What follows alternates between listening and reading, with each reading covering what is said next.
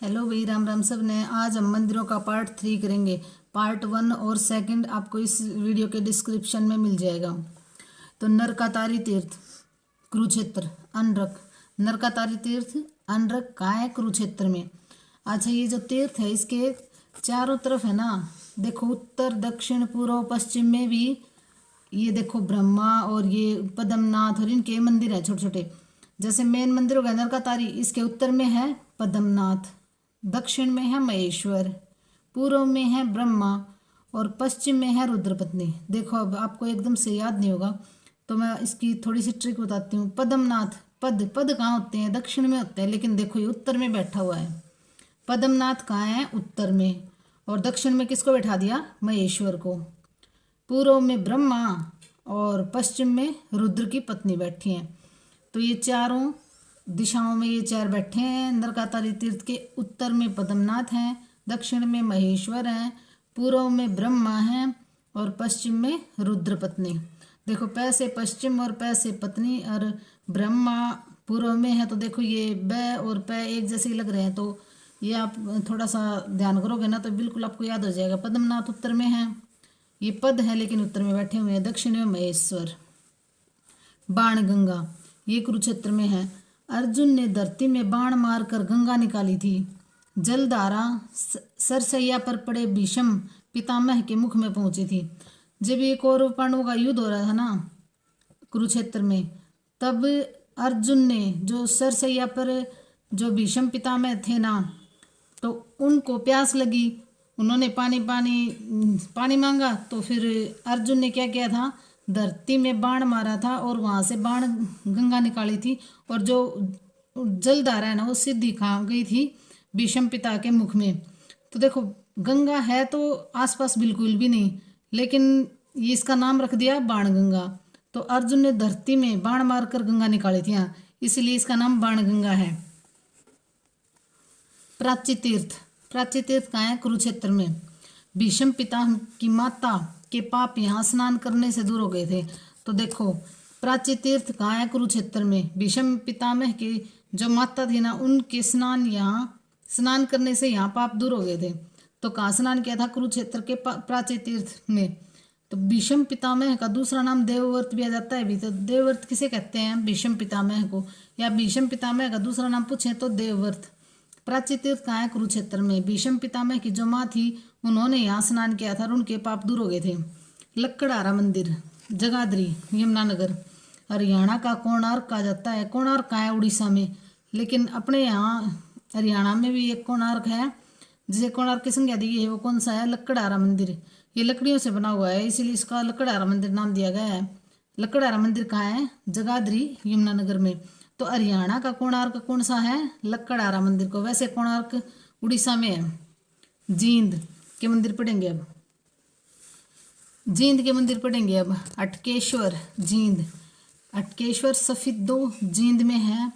अटकेश्वर कहाँ है? सफीदो जींद में। 68 तीर्थों की शक्ति है इसमें। तो अटकेश्वर जींद में है। सफीदो, देखो अगर सफीदो और जींद दोनों आएंगे तो हमें सफीदो को प्रायोरिटी देनी है, अगर सफीदो नहीं है तो जींद। तो अटकेश्वर सफीदो जींद में है। 68 तीर्थों की शक्ति पूछे तो कहाँ है? अटकेश्वर में। अटकेश्वर सफीदो। और तीर्थ नगरी जो है कुरुक्षेत्र, उसमें 360 तीर्थ हैं। तो अटकेश्वर जो जींद है सफीदो, उसमें 68 तीर्थों की शक्ति है। अटकेश्वर सफीदो, अटकेश्वर सफीदो। एक दो बार बोलोगे ना आपको याद हो जाएगा। अटकेश्वर सफीदो, 68 तीर्थों की शक्ति है इसमें। पुष्कर तीर्थ, देखो पुष्कर तीर्थ वैसे तो है राजस्थान में। यहाँ ब्रह्मा का एकमात्र मंदिर है पुष्कर में। पुष्कर राजस्थान में है, ब्रह्मा का एकमात्र मंदिर है। और यहाँ ऊँटों का मेला भी बहुत बड़ा मेला लगता है राजस्थान में। और अपने यहाँ पूछे पुष्कर तीर्थ कहाँ है? तो जींद में। परशुराम के पिता जो जमदग्नि थे उन्होंने यहाँ तपस्या की थी। और पोंकरी खेड़ी गांव है। तो पुष्कर तीर्थ कहाँ है? पोंकरी खेड़ी, जींद में। पुष्कर तीर्थ कहाँ है? पोंकरी खेड़ी, जींद। देखो पैसे पुष्कर पैसे पोंकरी, अगर ऑप्शन आएंगे तो ऑप्शन में आपको बिल्कुल याद रह जाएगा। पुष्कर तीर्थ पोंकरी खेड़ी गांव और जींद में है। परशुराम के पिता जमदग्नि ने यहाँ तपस्या की थी। तो क्वेश्चन ये भी आ सकता है, परशुराम के पिता जो जमदग्नि थे उन्होंने कहाँ तपस्या की थी? तो पोंकरी खेड़ी में और वहाँ कौन सा तीर्थ है? पुष्कर तीर्थ। पांडुपिंडारा जींद में, हरियाणा का हरिद्वार भी कहते हैं इसको। हरियाणा का हरिद्वार क्यों कहते हैं? पांडवों ने 12 वर्ष तक सोमवती अमावस्या की प्रतीक्षा की थी, अपने पूर्वजों का पिंडदान किया था। जब ये कुरुक्षेत्र का युद्ध हुआ ना, तो उसके बाद में इनका मन एकदम से विचलित हो गया था, क्योंकि बहुत ज़्यादा नुकसान होता है। जो हारते हैं उनका तो नुकसान होता है, जो जीतते हैं उनका भी बहुत ज़्यादा नुकसान होता है। तो पांडुपिंडारा में जो पांडवों ने ना 12 वर्ष तक सोमवती अमावस्या की प्रतीक्षा की थी अपने पूर्वजों का पिंडदान करने के लिए। तो पांडुपिंडारा कहाँ है? जींद में। और ये तो पांडुपिंडारा कहाँ है? जींद। इसको हरियाणा का हरिद्वार भी कहते हैं। तो देखो, ऊपर आया था लक्कड़हारा मंदिर को क्या कहा जाता है? कोणार्क। और हरियाणा का हरिद्वार किसे कहा जाता है? पांडुपिंडारा को। जींद में है ये पांडुपिंडारा। और पांडवों ने 12 वर्ष तक सोमवती में अमावस्या की प्रतीक्षा की थी और अपने पूर्वजों का पिंडदान किया था यहाँ पे पांडुपिंडारा में। हंस हैडर, नरवाणा, जींद। कपिल मुनि के पिता करदम ने तपस्या की थी। कपिल मुनि का जन्म हुआ था यहाँ पे। हंस हैडर कहाँ है? नरवाणा, जींद में। तो हंस हैडर, नरवाणा, जींद। कपिल मुनि के पिता करदम ने तपस्या की थी और कपिल मुनि का जन्म हुआ था यहाँ पे हंस हैडर में। जामनी, जींद। तो जामनी कहाँ है? जींद में। परशुराम के पिता जमदग्नि का मंदिर है। तो जामनी कहाँ है? जींद में। ये यूं एक दो बार बोलोगे ना तो आपको बिल्कुल याद हो जाएगा मुँह जुबानी। जामनी, जींद। जैसे पांडुपिंडारा, जींद। हंस हैडर, नरवाणा, जींद। ये नरवाणा, जींद, ये अच्छी तरह से याद करना भाई, ये नहीं हंस हैडर, जींद नहीं। हंस हैडर, नरवाणा, जींद। जामनी, ये जींद। परशुराम के पिता जमदग्नि का मंदिर है यहाँ पे। और भारत में ना 51 शक्तिपीठ हैं। ये 51 अगर नहीं हो तो 52 भी आ सकता है, इन दोनों में से एक आएगा। कई जगह 51 लिखा हुआ है, कई जगह 52। तो जब पहले ना भारत ये जो भारत में 51 शक्तिपीठ हैं, तो 51 पहले ना ये जो नेपाल, बांग्लादेश, पाकिस्तान, तिब्बत और श्रीलंका, ये सारे भारत के ही पार्ट थे। तो पहले के हिसाब से तो 51 है, लेकिन अब है ना भारत में 42 हैं। 2 नेपाल में हैं, 4 बांग्लादेश में, 1 पाकिस्तान में, 1 तिब्बत में और 1 श्रीलंका में। अब भारत में है 42, उनमें से 2 हमारे यहाँ पे हैं। एक 51 शक्तिपीठ कहाँ है? पूरे भारत में 51 थे, लेकिन अब ये जब भारत के हिस्से अलग अलग हो गए तो अब भारत में 42 हैं। रामराय, जींद। बैसाख और कार्तिक में मेले लगते हैं यहाँ पे रामराय, जींद में। राम, सीता और लक्ष्मण यहाँ आए थे। इसके पास इक्ष्वाकु राजा का नगर है, 21 ग्राम और ढूंढवा। देखो, रामराय कहाँ है? जींद में। बैसाख और कार्तिक मेले में मेले लगते हैं यहाँ पे। रामराय, जींद। बैसाख और कार्तिक में मेले लगते हैं। राम, सीता और लक्ष्मण यहाँ आए थे और इसके पास इक्ष्वाकु राजा का नगर है। इक्ष्वाकु कोई राजा थे, इनके रामराय के पास में ये वो नगर है। और 21 ग्राम और ढूंढवा, देखो पहले इसका नाम था 21 ग्राम, फिर इसका नाम पड़ गया ढूंढवा। भीम ने ना दुर्योधन को, जब लड़ाई हो रही थी तो भीम ने दुर्योधन को यहाँ पे मारा था ढूंढ के, इसीलिए इसका नाम ढूंढवा पड़ गया। तो जब भीम दुर्योधन को मारने के लिए मारने लगा ना, तो ये दुर्योधन यहाँ पे जाके 21 ग्राम में छुप गया। तो फिर भीम उसको ढूंढता ढूंढता 21 ग्राम में आया था और उसको ढूंढ के उसकी वहाँ पे हत्या की थी। तो 21 ग्राम से फिर उसका नाम ढूंढवा पड़ गया। तो ये ढूंढवा 21 ग्राम से ढूंढवा नाम पड़ा है। भीम ने दुर्योधन की हत्या की थी यहाँ। तो रामराय कहाँ है? जींद में। बराह, जींद। वराह तीर्थ वराह ग्राम के कारण पड़ा इसका। सफिद्दो, जींद में है। सफिद्दो कहाँ है? जींद। महाभारत युग में इसे सर्पदमन नाम से जाना जाता है। जन्मेजय ने अपने पिता परीक्षित की सांप काटने से हुई मृत्यु का बदला लिया था। सर्पदमन यज्ञ किया था। नागक्षेत्र नामक तीर्थ यहाँ तो सफिद्दो, जींद में है और यहाँ सर्पदमन यज्ञ किया था। देखो, जन्मेजय ने अपने पिता परीक्षित की, तो परीक्षित की सांप के काटने से मृत्यु हो गई थी। तो फिर जन्मेजय ने अपने पिता परीक्षित की मृत्यु हुई थी ना, उसका बदला लिया था। तो जन्मेजय ने एक यज्ञ करवाया था जिसमें ये था कि भाई ऐसे मंत्र बोलो कि सांप अपने आप आके यज्ञ में गिरने लग जाए। तो ये यज्ञ चालू हुआ तो सांप आके यज्ञ में गिरने लग गए। तो उनको सर्पदमन बोला गया। फिर किसी ऋषि ने कहा कि ऐसे तो भाई सारे सांप खत्म हो जाएंगे और इस यज्ञ को अब बंद कर दो। तो फिर बाद में वो यज्ञ बंद करवा दिया था। तो ये सर्पदमन यज्ञ किसने करवाया था? जन्मेजय ने अपने पिता परीक्षित की सांप काटने से जो मृत्यु थी उसका बदला लिया था। इसको सर्पदमन यज्ञ भी कहा जाता है। ओगनाग क्षेत्र नामक तीर्थ स्थल है यहाँ पे। बाबा लदाना कैथल देहाती मेला, इसका नाम बाबा राजपुरी समाधि पर दशहरे के अगले दिन बहुत बड़ा मेला लगता है। तो बाबा लदाना कहाँ है? कैथल में। फल्गु मेला भी लगता है कैथल में, पुंडरक मेला कैथल।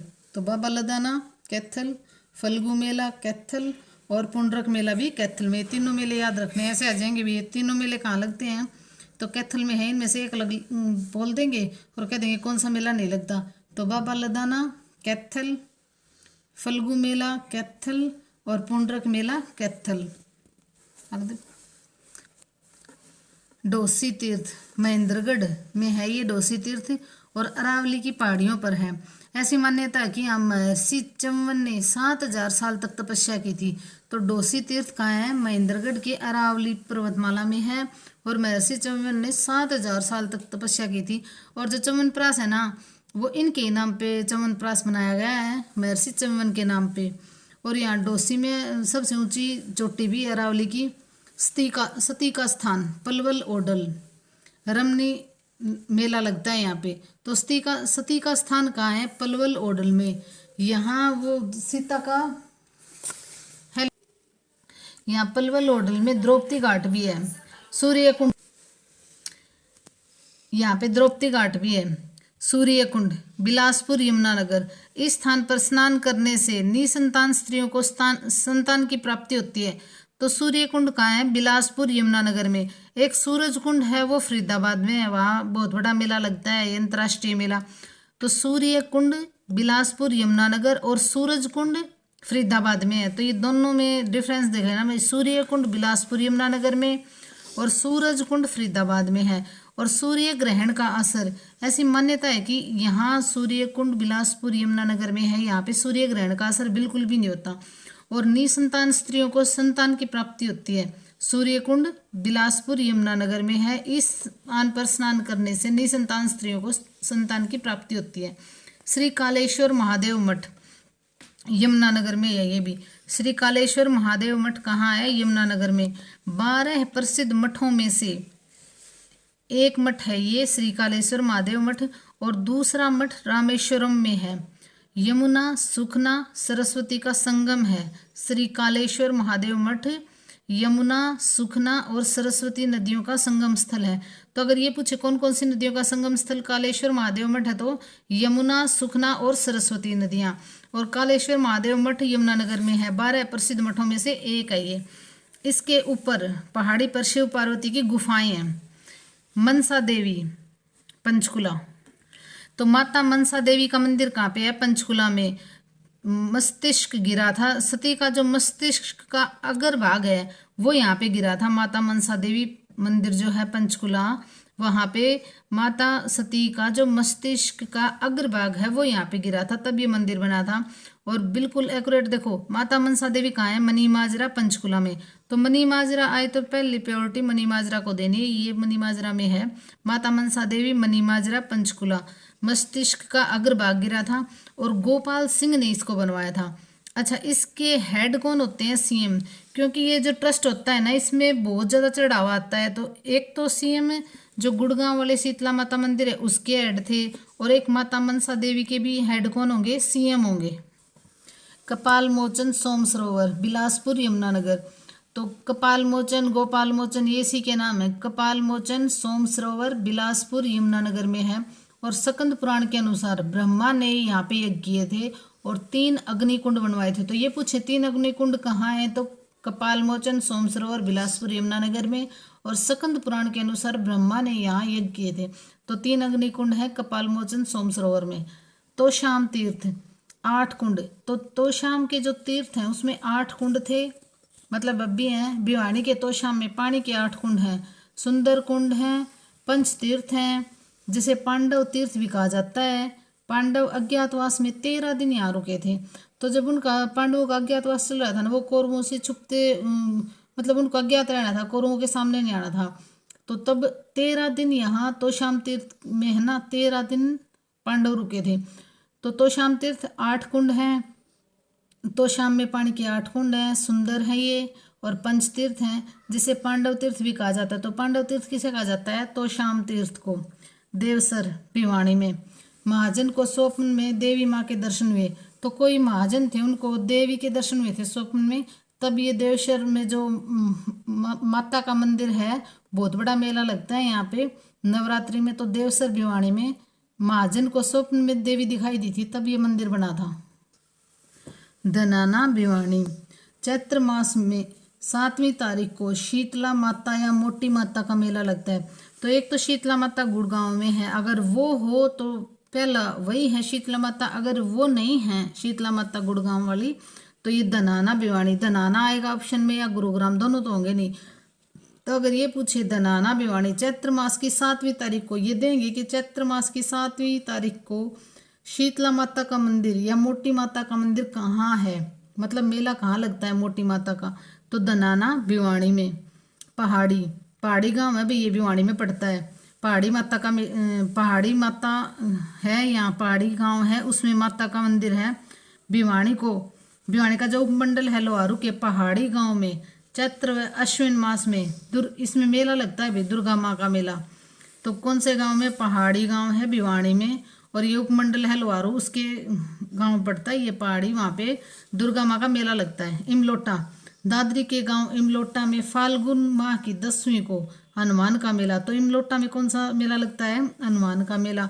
और दादरी का गांव है इमलोटा। जैसे झज्जर से दादरी आते हैं तो रास्ते में पड़ता है ये मंदिर है ना, ये रास्ते में पड़ता है। तो इमलोटा दादरी का गांव है और हनुमान का मेला लगता है। एकलव्य खांडसा गुरुग्राम भील निषाद। तो एकलव्य का मंदिर कहाँ है? गुरुग्राम में है। इसकी एक छोटी सी स्टोरी सुन लो भी, आपको याद हो जाएगा।